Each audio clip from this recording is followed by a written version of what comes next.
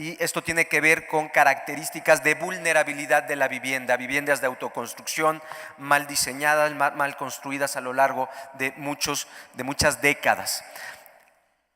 El tipo de daño que nosotros tenemos es el 63% son menores, el 29% parcial y 8% totales. Ahí están los números, 17,524 acabamos de entregar a la Comisión de Reconstrucción, datos de estos georreferenciados con fotografías, con cédulas y con un dictamen en materia de protección civil que incluye el análisis de peligro del subsuelo más la vulnerabilidad estructural asociada. Toda esta información en nuestro centro de inteligencia participaron jóvenes estudiantes del Instituto Politécnico Nacional y de la UNAM para poder hacer el análisis a través de un sistema, un software que nosotros elaboramos, que nos permite a partir de las cédulas, que traen más información que la que utilizó la Secretaría de Protección Civil de la Ciudad de México, a partir de esa información hemos podido establecer categorías, de los diferentes tipos de riesgo y por supuesto el tipo de recomendación, y aquí estamos utilizando las 4 R's, que es reparar en caso de que el desempeño de la estructura haya sido adecuado y haya daños menores, reforzar en caso de que los daños sean limitados pero el desempeño no haya sido correcto, reconstruir en el sitio en caso de que el daño sea severo y el terreno no cuente con peligros importantes, y finalmente reubicar en caso de que tengamos daños importantes y por supuesto el suelo no sea lo más apropiado. Hemos tenemos análisis del tipo de grietas en las estructuras. Esto es solamente un ejemplo. Si son diagonales, horizontales, verticales, vemos que en la mayoría de las estructuras que nosotros hemos encontrado, el 58%, casi el 60%, tiene diferentes tipos de daños. Esto tal vez obedece a la vulnerabilidad y al mal diseño y fábrica de las estructuras. 2 tipos de grietas, verticales, horizontales o diagonales en muros, y sin daño el 8,7%. Aquí vemos, tenemos estos mapas georreferenciados. Este es Ejército de Oriente, donde podemos identificar incluso el tipo de daños en techumbres. Si tenemos pandeos, exposición de varilla, fracturas y otro tipo de daños. Entonces tenemos sin daños en techos el 65%, fracturados el 31%, con deformaciones, hundimientos y socavamiento en el tipo de pisos, es esta otra gráfica. También nuestra cédula, que digo es mucho más amplia que lo que planteaba la Secretaría de Protección Civil originalmente. Nosotros lo que hicimos fue este análisis también de inclinación de las estructuras y presentaban inclinación evidente, y vemos nuevamente que en la zona de transición se presentan las mayores inclinaciones. El 20% de las estructuras dañadas tiene un cierto nivel de inclinación y el 79% no lo tiene. Las vialidades, por supuesto, también se vieron afectadas. Tenemos 69 colonias con vialidades asociadas a agrietamiento. Debo decirles que el desplazamiento vertical máximo que nosotros calculamos en Iztapalapa en el momento del terremoto fue de 1 metro. Es decir, estas zonas agrietadas funcionaron como teclas de piano y prácticamente en algunos casos la variación en la vertical fue de 1 metro. Contar con sistemas de inteligencia de riesgos en situación de desastre nos permite visualizar la información de manera fácil y compararla contra mapas de peligros. Hemos hecho estos análisis de daños con fotografías de la vivienda y con cédulas.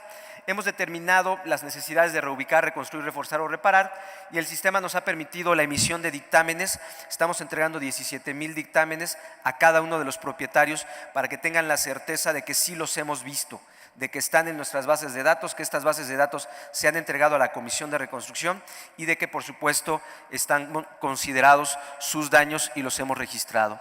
Hemos entregado, el original eran 20,000 daños, lo hemos depurado porque había duplicidades, estamos aproximadamente en 18,000. Sirvió de guía para canalizar a la población los recursos. Iztapalapa es el único lugar, puedo decir tal vez de todo el país, que entregó los recursos Fonden de manera ordenada y sistematizada a las personas que de verdad habían sufrido los daños, y por otro lado con recibos con los nombres, dirección, teléfono de la persona que recibió los apoyos. Focalizamos los apoyos de SEDATU, de Fonden, hacia las zonas de mayores daños. Hemos gestionado apoyos, por supuesto, con empresas y fundaciones. Se están trabajando ahorita 200 viviendas de manera gratuita, y nos ha servido para priorizar acciones. Tener transparencia, claridad de daños y pérdidas permite agilizar el proceso de reconstrucción. Ahora, también nos ha permitido explicar mucho de lo que ha ocurrido. Sabemos que la Ciudad de México se está hundiendo, no es algo novedoso para nosotros. También ahí les muestro nuevamente la península de Iztapalapa y vemos alrededor el lago de Xochimilco y al norte vemos el lago de Texcoco. Y estas son las zonas, el espesor de los acuitardos, es decir, de esta zona que está sobre el acuífero de la Ciudad de México. Y hay una relación muy alta entre el espesor del acuitardo y la cantidad de hundimiento. Entonces vemos que alrededor de Iztapalapa y dentro de Iztapalapa están las profundidades mayores de los acuitardos, los espesores mayores. Esto es interferometría de radar de satélite, nos permite identificar qué sitios se están hundiendo más en toda la ciudad.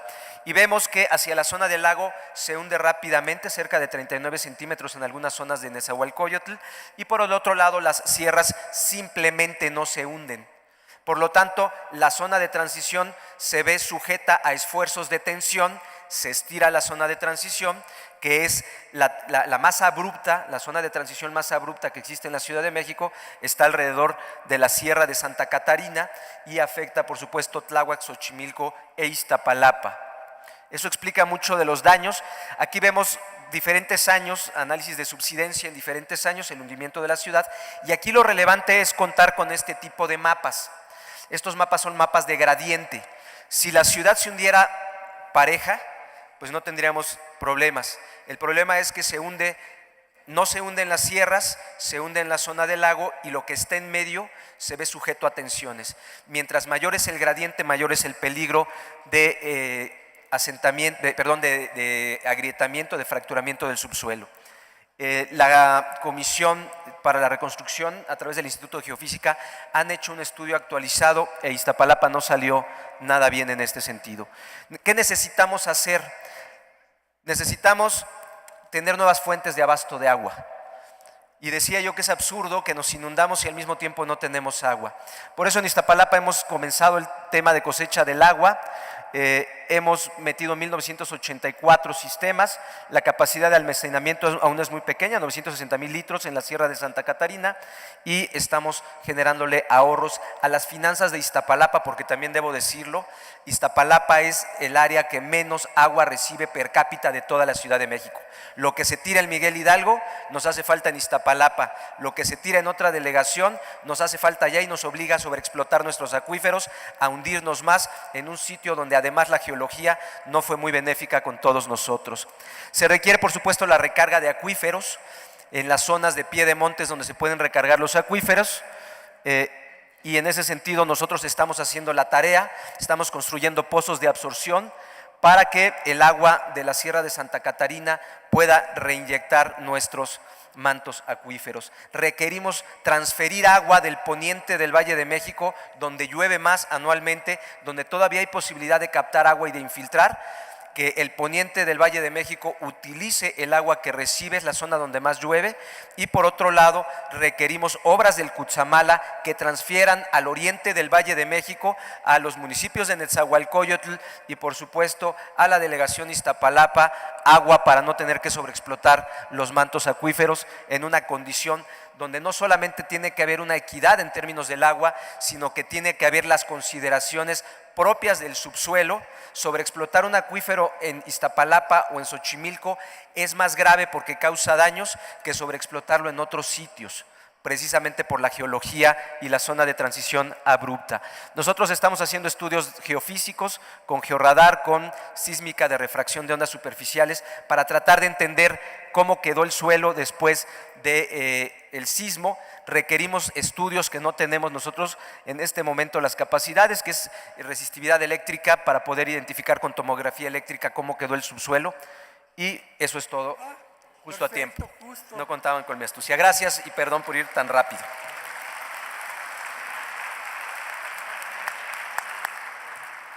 Bueno, tuve que pasar el papelito a pesar de que los mapas que nos mostraron son realmente muy interesantes. Si están en la página, sí están accesibles en la página de la delegación. Nos comparten, porque esta información gráfica es muy pedagógica, porque ahí podemos ver exactamente en dónde están en dónde están los mayores daños. Es impresionante. Yo les agradezco, te agradezco que os hayas traído aquí. Aquí vamos a tener que hacer un paréntesis muy rápido, porque hay muchas preguntas para el doctor Amieva que yo le pediría. Me permiten, las voy a leer todas, son muchas, y tú nos darás tu punto de vista sobre los temas más importantes. No quiere decir que estos no sean importantes, pero miren, ¿qué va a pasar con las grietas que se encontraron en Tláhuac? ¿Qué se va a hacer ahí para seguridad de la gente? Mencionó que la sociedad civil ha contribuido a los esfuerzos de la Secretaría. ¿En dónde podemos encontrar o a quién podemos acercarnos para que continúe el apoyo? ¿Sobre cuáles estrategias legales se pretende crear políticas públicas referentes al derecho a la ciudad? ¿Cuántos metros cuadrados son considerados una vivienda digna? Así como qué infraestructura recreativa, cultural y de servicios incluye. ¿Qué alternativas tienen las personas que viven en zonas irregulares para pedir ayuda? Pues no se acercan a la delegación porque les ponen trabas o tienen miedo de ser desalojados. Los prototipos que se mostraron como planos y el avance que se ubican en San Gregorio, ¿cómo se adaptan culturalmente al lugar? ¿Tuvieron pláticas con la población para el diseño de los prototipos de vivienda? Bueno,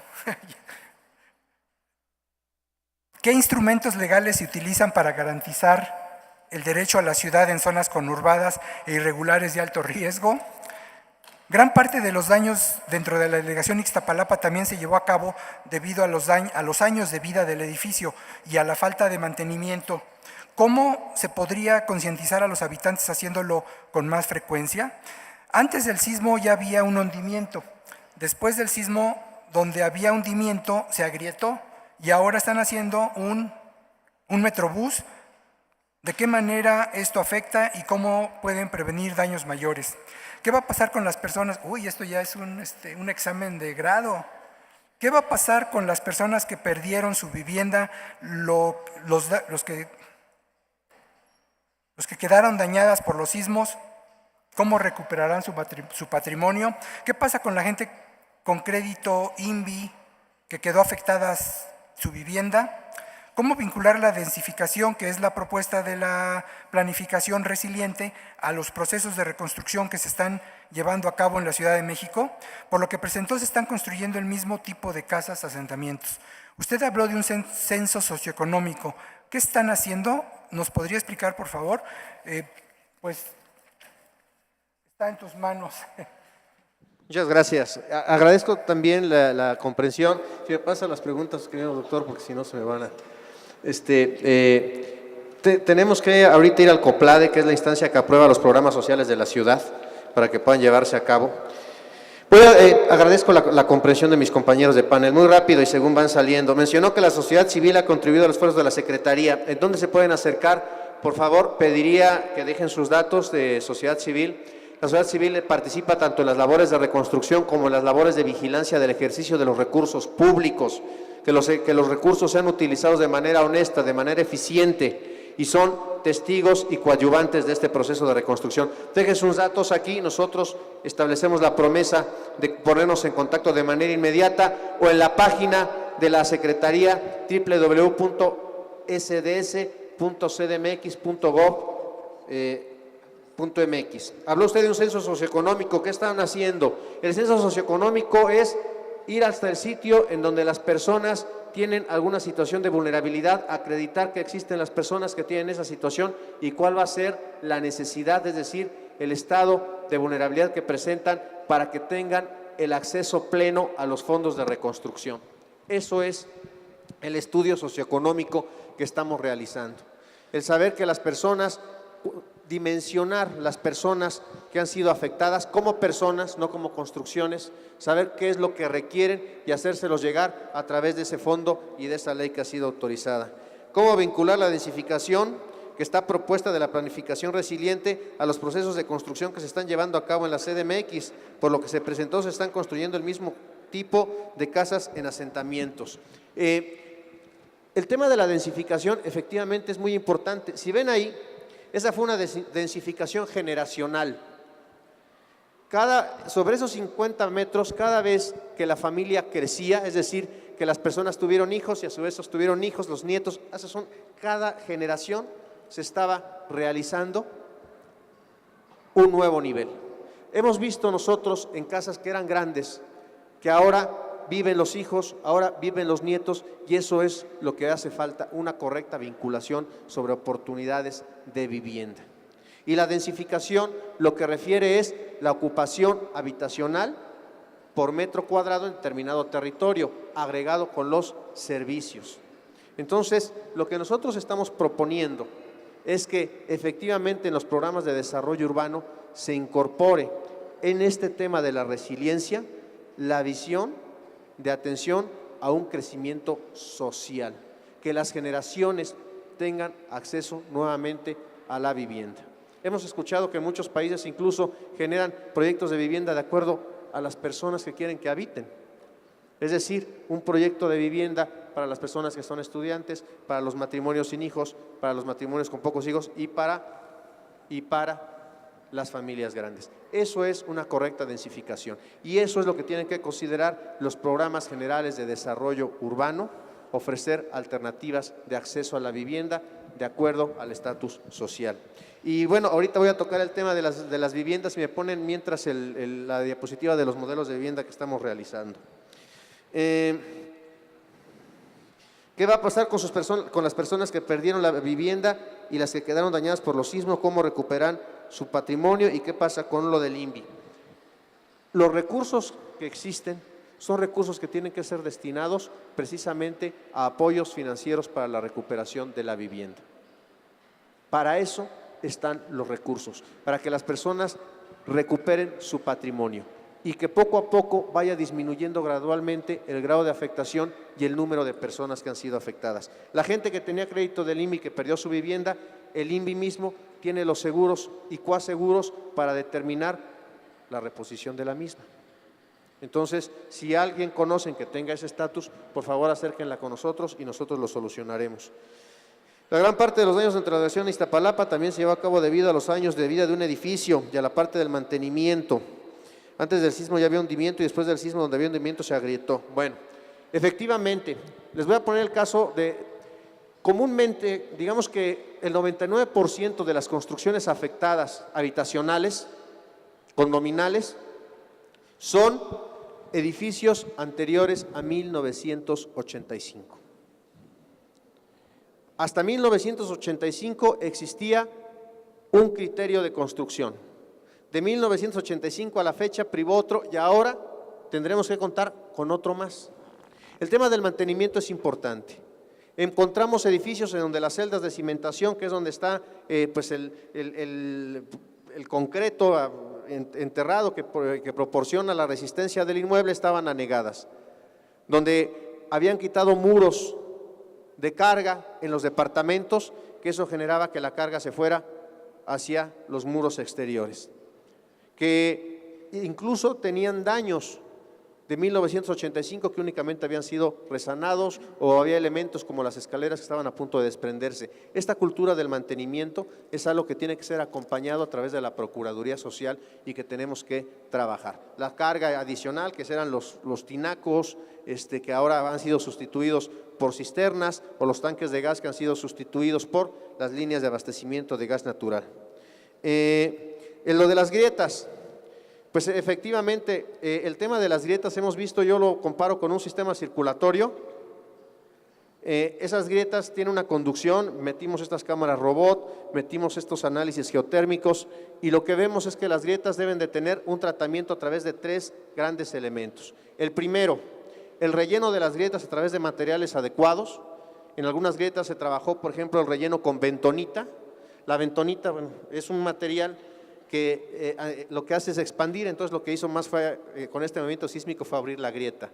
El tema de todas las instalaciones hidráulicas, la reparación para que no siga fugándose el agua, no solamente agua potable, sino el agua de la red sanitaria y que estas redes hidrosanitarias funcionen y que no generen socavones. Y el tercer tema es el esquema de construcción, que ahorita voy a explicar porque había otra pregunta relacionada.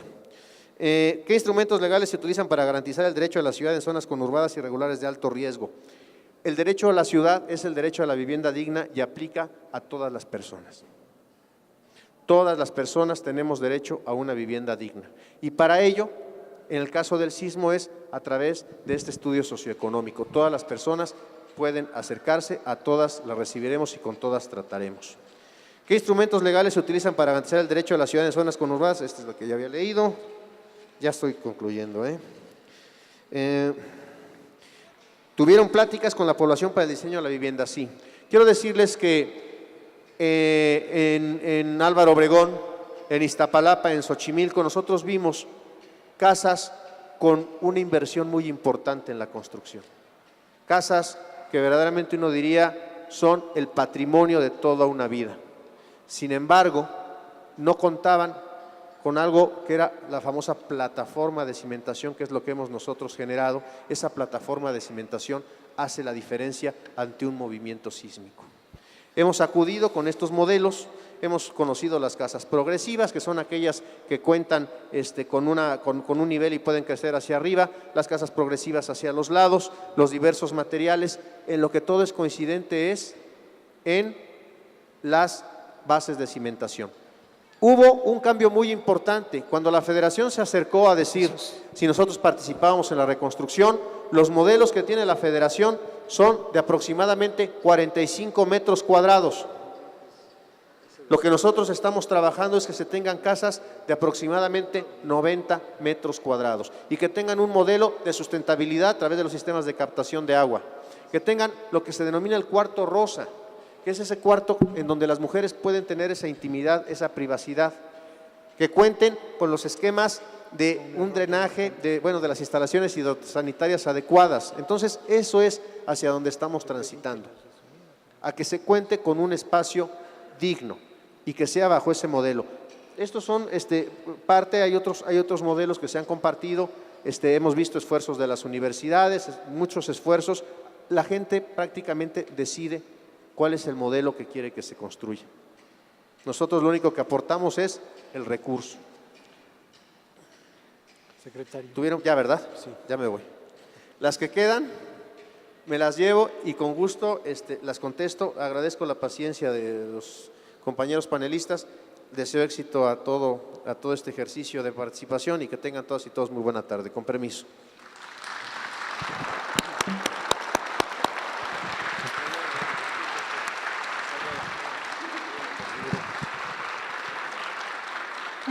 Bueno, el tema lo merece y es una verdadera lástima que no podamos tener mayor tiempo para la discusión. Nosotros tenemos hasta las 5 de la tarde para el siguiente panel, entonces les voy a pedir a nuestros últimos dos invitados, los voy a circunscribir y les voy a avisar cuando les falte 3 para 10 minutos, en el ánimo de tener al final un último espacio para reflexión. El arquitecto Rodrigo Díaz, él es consultor, arquitecto titulado por la Universidad Católica de Chile y máster en planificación urbana en el MIT, él es chileno. El MIT chileno, ¿sí? ¿O las dos? Bueno, es que así está la redacción aquí, disculpen, En su país de origen fue el director del Departamento de Infraestructura del área metropolitana en el programa Chile Barrio del Ministerio de Vivienda y Urbanismo. Cocolino, usuario de transporte público. Bueno, este lenguaje coloquial si no lo explicas, pero Coloquino, como dice, usuario del transporte público y peatón por convicción. Aquí en México merecerías una medalla con esta declaración. En la actualidad trabaja como consultor independiente en temas de movilidad y desarrollo urbano. Bienvenido, Rodrigo. Ahí tienes si quieres para… ¿Allá? Me queda un poco chico. Veamos. Primero que nada, muy buenas tardes. Muchas gracias por la invitación. Trataré de ir lo más rápido posible. Cuando me invitaron, me dijeron, la mesa se llama Visibilizar la ciudad informal. Y la primera pregunta que me hice fue, bueno, a ver, ¿qué es la ciudad informal? ¿Es la ciudad del tercer piso del Repsamen? ¿Es la ciudad de los permisos de edificación mal dados? ¿Es la ciudad de los cambios de uso de suelo irregulares? Si vemos gran parte de las obras que se cayeron en el terremoto, había mucha informalidad, detrás de una aparente formalidad. Una primera reflexión, la informalidad en México no está relacionada necesariamente con precariedad. De hecho, hay informalidad de altos recursos. Creo que estamos hablando de precariedad más bien. Si tuviéramos que definir la informalidad, podríamos definirla de manera muy coloquial como el arte de rascarse con las propias uñas para satisfacer nuestras necesidades básicas de hábitat urbano. Tenemos que satisfacer necesidades de vivienda, de urbanización, sin que el Estado o la empresa formalmente constituida nos dé nada. Así vive gran parte de la población hoy en México. Y el terremoto, una de las cosas que hizo fue explotar de nuevo mecanismos de informalidad a partir de la comunidad. Y me extraña acá, y esto es una crítica a los organizadores, en el panel no hay ningún representante de los damnificados. Esos son los que más saben del terremoto. Creo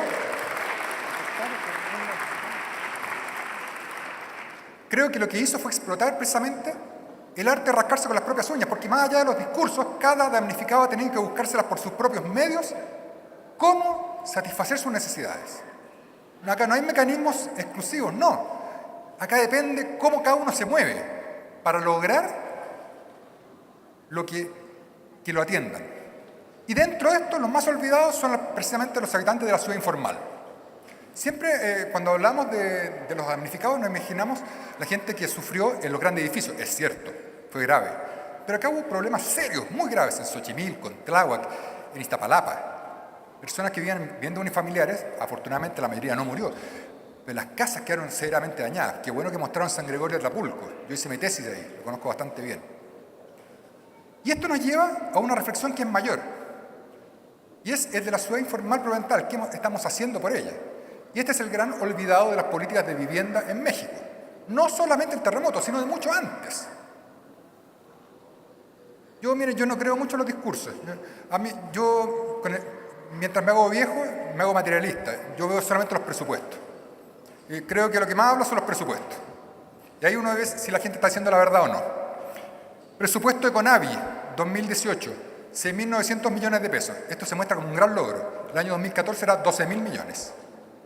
FONAPO, que es la única, básicamente, institución que atiende el hábitat popular, informal, 1.900 millones de pesos. Esto es mucho, miren, como referencia. El programa de cambio de televisiones analógico tuvo un presupuesto de 26.000 millones. Es decir, 13 veces más que el de FONAPO este año. Era más importante dar teles que casas. Esa es la importancia que se le da a la vivienda en México. Y quiero ser muy claro al respecto. La importancia es nula. Sin dinero no hay políticas. Lo demás se suma. ¿Qué se puede hacer? Voy a contar rápidamente una experiencia propia. Yo participé en el programa Chile Barrio. Se desarrolló entre el año 95 y 2006 en Chile. Y estaba específicamente orientado a atender personas de asentamientos irregulares. En total se contabilizaron y se hizo un catastro cerrado de 1.000 y cacho asentamientos en todo Chile. Yo estaba a cargo de la zona Santiago, tenía 45 a mi cargo. Y estas personas, lo que sí se hacía una solución integral. Es decir, mire, va a ser social y de infraestructura, basado en 3 soportes esenciales. El soporte jurídico, es decir, dar certidumbre sobre la tenencia de la tierra. Este es un gran problema que enfrentamos hoy en la reconstrucción, que gran parte de los damnificados no tienen certidumbre sobre su propiedad. Es muy difícil darle financiamiento porque no tiene un título de dominio. Tenemos que explorar alternativas precisamente para que esa gente sea derechohabiente, teniendo certidumbre sobre el terreno que habitan. Segundo, certidumbre sobre la urbanización, es decir,